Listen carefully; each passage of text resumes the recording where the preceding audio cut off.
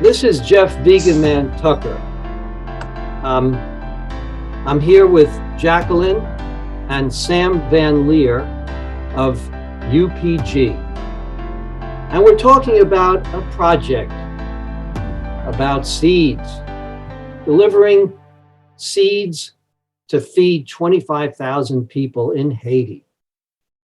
Our agricultural revitalization and restoration project is in full motion. And thanks to the generosity and extremely hard, sustained efforts by UPG, we've assembled this quantity of seeds, packets that contain 25 different veggies. We have a big job ahead of us to distribute these in a ethical and sustainable and intelligent manner across the island that's down under Florida, where people need our seeds. I wanted to ask Sam or Jackie to tell me a little bit about what brought this seed donation to Help Haiti NGO. Well, we've been sending seeds to Haiti since 2008 in different quantities. And it started out quite small. And the first major shipment was enough seeds to feed approximately 25,000 people. And it was really great to have it distributed. We've also run into problems with getting the seeds there and having certainty of distribution. And so, Jeff, I've known you for, at least a decade.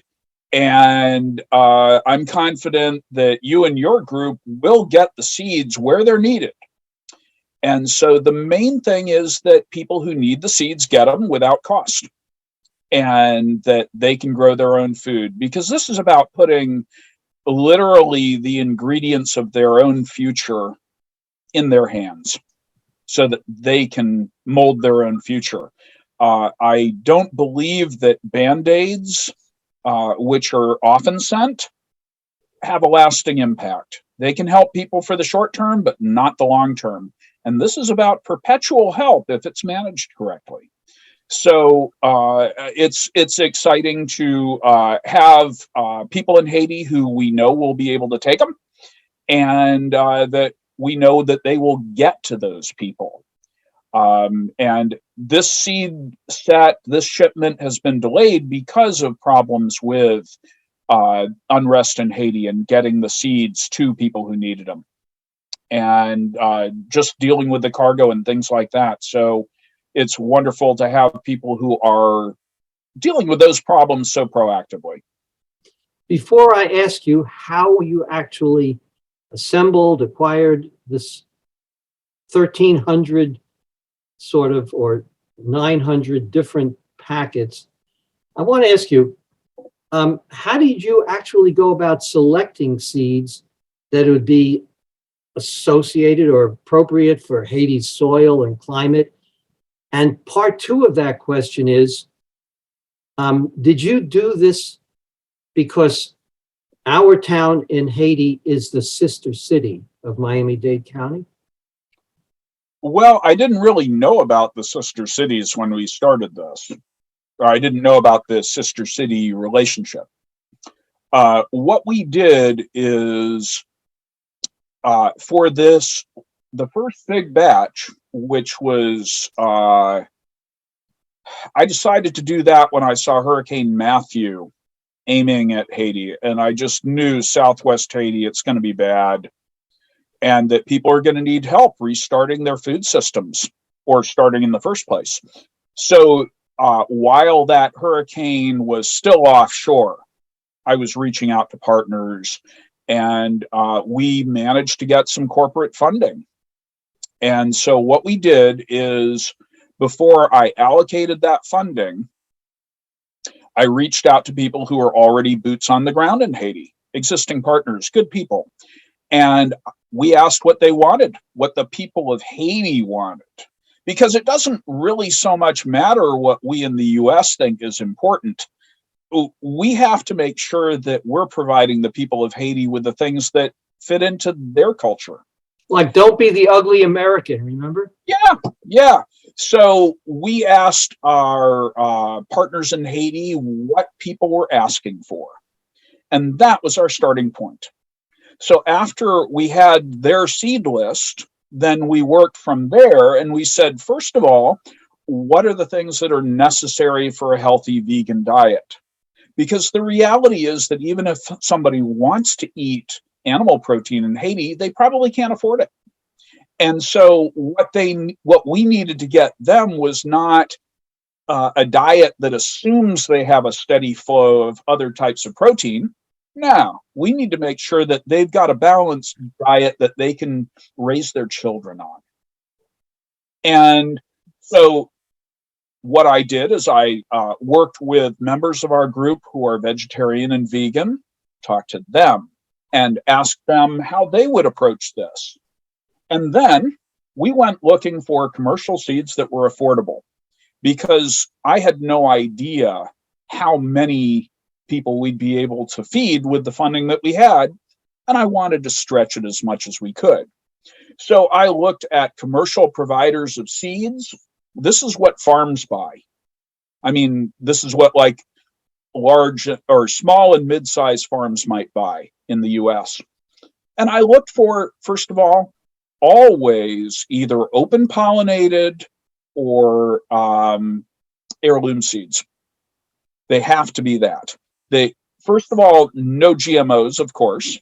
And second, we didn't want to have commercial closed pollinated hybrids, because when people are saving their seeds, what they grow from the second generation of seeds may not breed true. They may not get the kind of plant from the second generation that the parents were. And so it's essential when people are seed saving that they can have confidence that what they're planting is going to yield a real crop, because people have only so much land. They have only so much water. They have only so many hours in the day. And so it's important that they're putting their efforts into something that will have good results. Nothing in farming is sure. There are no guarantees for farmers, and we know this. That's the real world. But let's load the dice every way we can so that they have good outcomes as much as we can do it. So that's where the seeds came from originally, the concept for supersizing it. And originally, my dream was to be able to send enough seeds in the first big batch after Matthew for, I think I was aiming for 10,000 people served. You missed the mark. Yeah, we kind of overshot, but that's for a number of reasons. One is that I am a very thrifty guy, and we managed to get printing donated, so we didn't have to pay for that. That would have gobbled up a lot of funding. Printing on demand, fabulous. And we stretched our funds. I sometimes selected seed type A versus seed type B because I'd get 50% more seed for the dollar.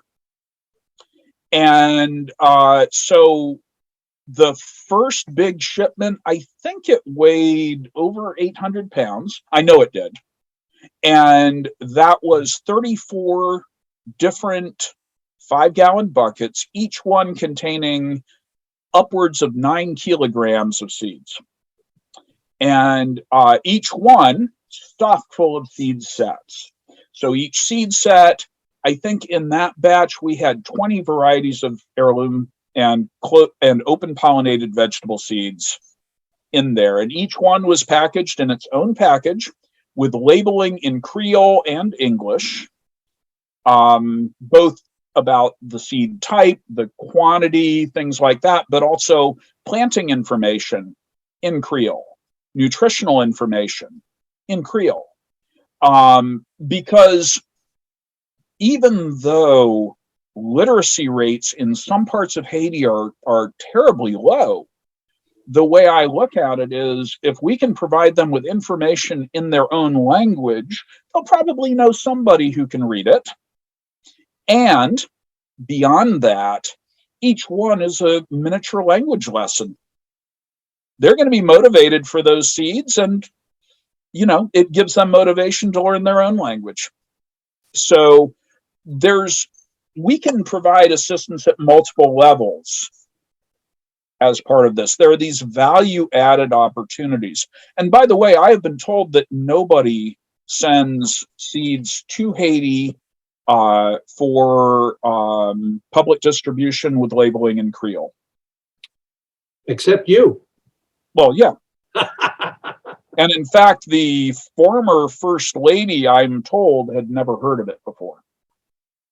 So you had her response or some type of communication? We had a friend of a friend who we talked about doing things with, but unfortunately, when things get political, then they're subject to being upset. And plans don't always work out for political reasons. So, in my opinion, the most important thing we can do is to bypass the political structure and put the future of Haiti in the people's hands. So when we put a set of seeds in a family's hands, what we're doing is we're putting them in control of more of their lives. And that is probably, that plus education. Those are the important things. I think I have to say that I agree with Bob Marley. By God, I think the problem's illiteracy. And it is. So we're also looking at ways of bridging some of those gaps, bridging the literacy gap. We've got concepts for instructional films that once we have the funding, we can start working on those. Because we need to be able to provide this to people in Haiti. And for example, the idea of sending something printed, it's how things have usually worked in the past, but now when a lot of people do have mobile phones, then the spoken word becomes very relevant again. And in fact, people in Haiti are used to sharing information through the spoken word. Haitian radio is legendary, and for good reason, because it's accessible. So what we want to do is democratize access to food, access to education, and control over their own future without reference to government organizations. And for that matter, while we would appreciate any kind of support we can get, the reality is that the American government has not done an especially good job with Haiti. And we have 218 years to make up for, Yeah. in my opinion. So I'm very familiar with the history of Haiti. I've been watching Haiti since I was a little kid, and I'm a historian. That's part of who I am. I've been studying world history my whole life. And Haiti has always gotten the short end of the stick. I don't think there's ever been a time since the Haitian Revolution, when the international community has really done right by Haiti. And so we can't control what our government does. We can control what we do. And it is because of that level of injustice that America has heaped on Haiti or added to Haiti's pain that I decided that UPG is going to do what we can to help Haiti. And so I founded Urban Paradise Guild to fight the causes and effects of climate change. Well, now every time Haiti gets hit by a hurricane, that hurricane is probably worse than it would have been because of climate change. And so they are facing an ever tougher future. It's not getting better. But I think that NGOs that can develop a strong enough presence to help people in Haiti overcome the things that have been preventing them from thriving, the better. And if governments aren't doing it, because that's just the bottom line, they're not, then if not us, who? So figuring out how to have a steady flow of resources that are the ingredients is essential. Providing people with the ingredients that they need, the tools, the seeds, the education that they need to change their own country.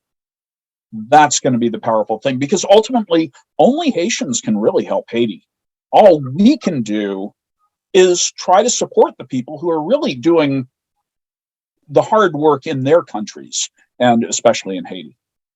So let's just say I'm pretty motivated and disappointed by America's failures, but I do what I can. And UPG, we do what we can. So we've been sending seeds to Haiti in small quantities starting in 2008. Our very first shipment actually went out on Thanksgiving. That is American Thanksgiving. And that felt right to me. So the majority of our seeds have gone into Le Caillé and Jackeline. And now, well, we're looking at making new friends and having new distribution channels that will reach new people who we haven't reached and we wouldn't be able to reach otherwise. So it's about abundance, essentially. It's about helping people create their own abundance and feed their own families. Now, Sam, I know you for a long time, and I know that you are, in a way, the good taskmaster of Miami-Dade County and South Florida, in the sense that you take on the task and you distribute it to volunteers in an extraordinary level of mass organization and programming. So it says here that 1,000+ volunteer man hours went into assembling the seed sets. Could you elaborate? Sure. So we did a series of seed packaging events that were funded by corporate partners. And should we name them? Should we name any of them at this moment? Honestly, I would have to look at my records again because it wouldn't be fair to the ones that I'm forgetting. So if you want to project those names later on, we can deal with that. And I'll provide you with that later because they do deserve credit. It's just that because of the delays, it's been upwards of 2 years. So I don't have all that stuff fresh in my memory banks. And the seeds you're forgiven. And the seeds are not getting younger. And so it's been frustrating not being able to get them to Haiti. So again, we appreciate your support there and your partnership in getting them to the people who need them and getting the word out. So let's see here. What is it like doing the seed packaging? Depending on the size of the event, we might have anywhere from, say, 10 to 200 people in the room. What? Yes. And actually, no, 200, that's probably an exaggeration, but we were definitely over 100 at some of the events. And so what I did is each table of people would receive one variety of seeds and one size of seed package and one set of labels and one set of scoops. And then they would take the right number of scoops and they'd fill each baggie with the right number of scoops for a given seed package. and then they'd put the label in, and then they'd seal it. Oh, and burp the air, because you got to burp. What does that mean? Otherwise, What? you got to burp the air out of the plastic baggies.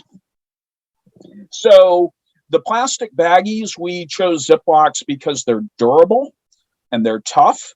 And I felt that the farmers in Haiti would probably appreciate having some really tough little Ziplocs, because they're going to be seed saving. That's part of the idea. Whoa, you're Yeah. thinking ahead. Well, yeah, and the same goes for our packaging. We ship them in 5-gallon buckets because they're waterproof, they're tough, they're easy to manage, and hell, every farmer needs a bucket. Hey, You know, so there's the value added again. The point is that we don't want to send junk. We want to send the things that people need, even the parts. Every single part has multiple uses, potentially. And, you know, every part is a lesson, potentially. So again, language lessons. Oh, and we communicate through pictograms. So our logo is a heart on a superimposed on a Haitian flag. And it says, let's see here, Sotonam Miami, which means coming from Miami. And then in big print, it says Haiti Full, which means Haiti strong. And by that, we mean self-sustaining, independent. We mean that for the people, individually and for the nation. Haiti Full. So we wanted to keep it simple because, frankly, if we gave them a paragraph about sustainability and fighting climate change, you know, how much of that would they be able to read? Probably not so much. So we kept it simple. 2 words, Haiti Full. And we wanted them to know that this was love from Miami. And it is. It's love in 25 little seed packages. So essentially, back to the seed packaging, what we do is we would have a bunch of people like in a room. So we would take hundreds of pounds of materials into a corporate ballroom in a downtown motel or hotel, as an example. We would set up all of the components for a given set of seeds on one table.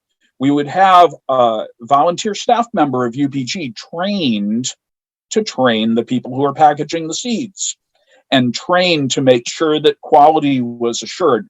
For example, people want to be generous. They want to give a huge amount of seeds. Yeah, but then we don't have enough for every package. So it requires a level of discipline to make sure that everybody who is getting that type of seed is actually getting an adequate number of seeds, and that nobody is getting 0 of those seeds. Because of funding, we only had so much that we could buy. And I had to pretty carefully meter our purchasing so that we would be able to say, yeah, we're going to have this many and this many of these different types. So at like one of the really big ones, it was something like 15 tables. And there were, I don't know if it was 10 people at each table, but it was something like that. And we were packaging and scoop. And you gotta burp that baggie, because otherwise you can't fit all your seeds into the bucket and still have 9 kilos. One of the things that we also did is we looked for variants that would give the quickest harvests that we could find. We wanted to have varieties that would tend to provide food as quickly as practical. Some things it just takes as long as it takes, but from one variety of a certain vegetable to another, it might be a difference of, 50% longer for one than the other. And, we have to understand that people are growing food because they're hungry. We want to get them the stuff that they need as quickly as possible. So that was also a factor. And the fact that they would tend to do well in warmer weather climates. However, I've been dealing with this with some of our partners who have suggested that once you're growing seeds in Haiti and they're seed saving, that essentially the process of seed saving ensures that the individual genetic line that they are saving and storing becomes more and more acclimated to Haiti's conditions. How Just could a that matter be? I don't of understand. natural selection. So the individual plants, if you think of a seed as being a genetic package, you get the same genetic starting point from, let's say, corn. Okay. Mama is a kind of corn, and mama is right next to daddy, and they cross pollinate. And then each one of the seeds in that open pollinated ear of corn is a variation on the theme genetically. So it's the admixture of two sets of DNA or more that create the seeds. And because, of course, you can have pollen coming from multiple male donors. So once they are pollinated, you are planting an open pollinated seed, which means that you have high confidence that they're going to be like mom and dad because of genetics. But what you don't know is how well each individual is adapted to the conditions specific to Haiti. And so the ones that don't make it, their genes do not get passed on. Mm-hmm. The ones that do make it, their genes are passed on. And theoretically, with each generation, they become a little more Haitian specific for the soil, for the rain, for the insects, for whatever. And so essentially, the Haitian people themselves and how they farm them will also have an impact. So, yeah. So I'm not as worried about it. And so, for example, the seeds from Minnesota, even though those seeds were not grown in South Florida, which would be preferred, that would be awesome. And we hope to do that more.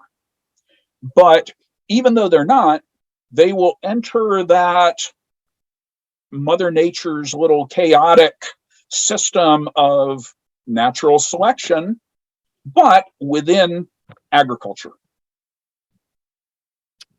Okay, Sam, I want to ask you to kind of define the background of knowledge and the scientific environment that you're working in. I mean, it sounds like this deals with the science of agronomy, and it deals with the science of agroecology. I mean, what are some of the other, let's say, knowledgeable sources that inform your choices?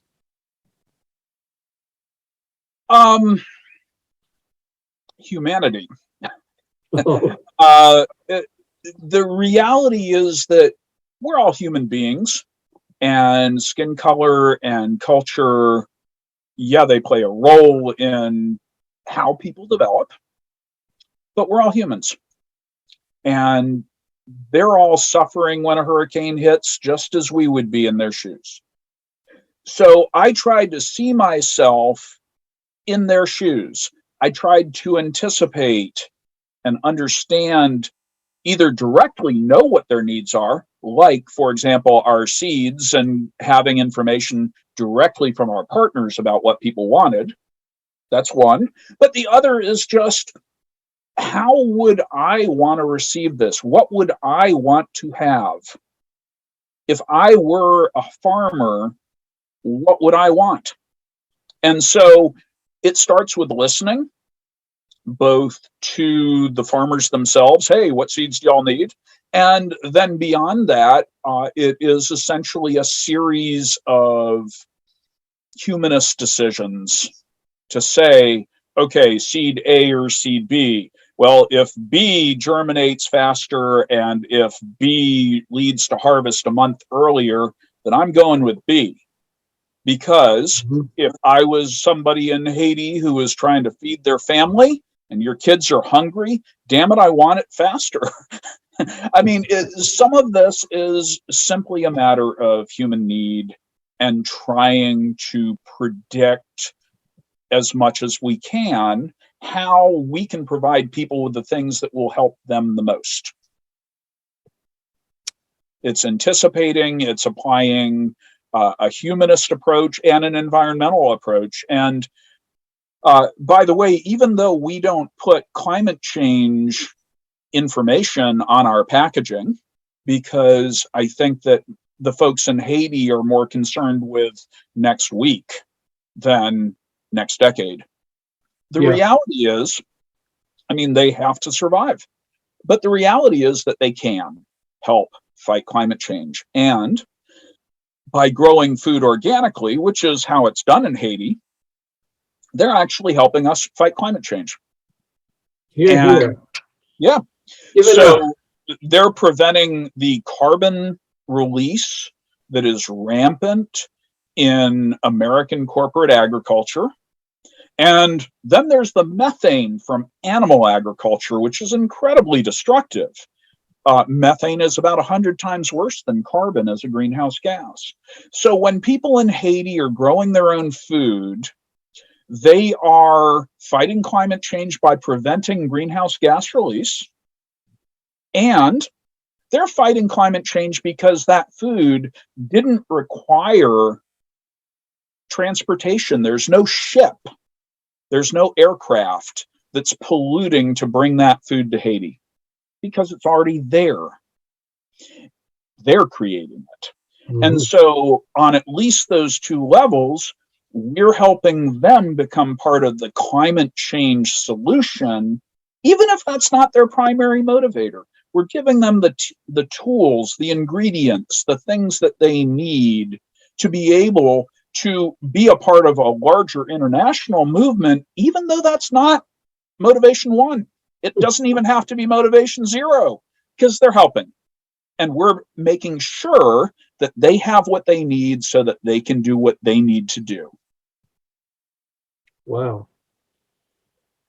So it seems like we are on the right track as far as the global level, the regional level, and that our visions are united and combined, focused on this little place down under Florida, where the help is really needed and where it's well deserved, right? Yeah, the Haitian people are legendary for being hard workers and, you know, making sure that their sweat equity will matter is maybe the nicest thing that we can do to help them serve themselves, to help them provide for their own family. You're kind of opening a lot of juicy possibilities for lessons, for contributing to some of our recipients. And I'm thinking first of our first recipient group is Grodish International, the Future of Haiti, which operates an orphanage of 72 children and a Great. school of 300 to 400. So let's consider that this interview is over, but that we are like hot on your heels now. So while you're thinking of recipients, keep in mind that the seed sets come in two different sizes. The original ones were for 20 people or 100 people, but because we kept on adding seeds, because we couldn't deliver them, we just kept on packaging more seeds. So now the seed sets have more varieties and they'll feed more people. And so the estimation is 24 people fed or 100 people fed. Mhm. So you can keep that in mind when it comes to distribution because, for example, for an orphanage, the 100 pack is probably going to be a good size. Mhm. Whereas the 24 pack, or I should say 120 pack, but the 24 pack, you'd have to give them a bunch of them. And meanwhile, it's probably better that those go to individual families that are maybe a little further away from seed distribution. So that way our seeds go further. So in other words, giving the big packages to big groups, smaller packages to smaller groups. Well, I would like to enlist you for some further consultation about this big job ahead of distributing them ethically and reasonably and so on. Sure, of course. Well, Jackeline, I think we've got a wrap. Yeah. We do. All right. So- Do you, before we close this, Jackeline, could you sort of step back, frame yourself? And I mean, and would you take the mic and, basically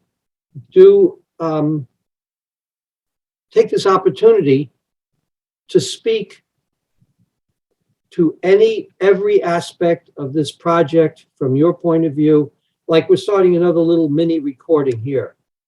From your point of view, your role, your perspective, what does this project mean to you? I mean, I'm asking sort of like another set of interview questions, but if you're willing to, let's get you on the record here. And if you want to, I could ask you some specific questions or just give you the mic and let you make a statement. Would that be all right? Yeah, that's fine.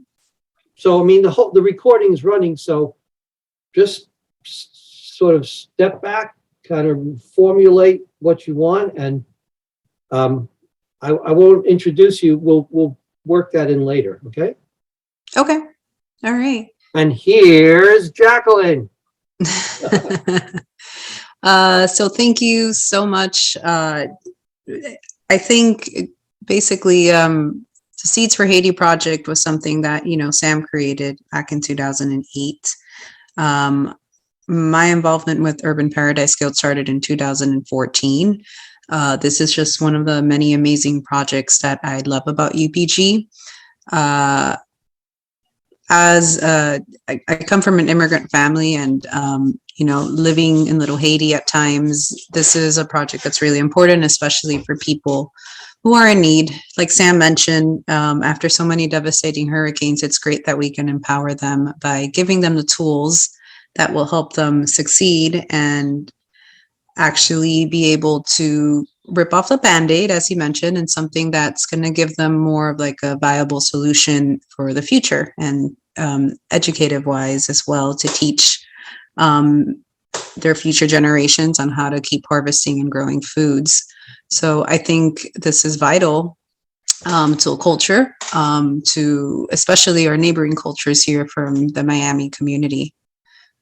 So that's essentially Seeds for Haiti is just one of the many amazing programs that I have the pleasure of being involved in. Okay. Will you be willing to commit to come back and carry this dialogue on? Yeah, most definitely. Absolutely. Okay, then I'll say it's a wrap.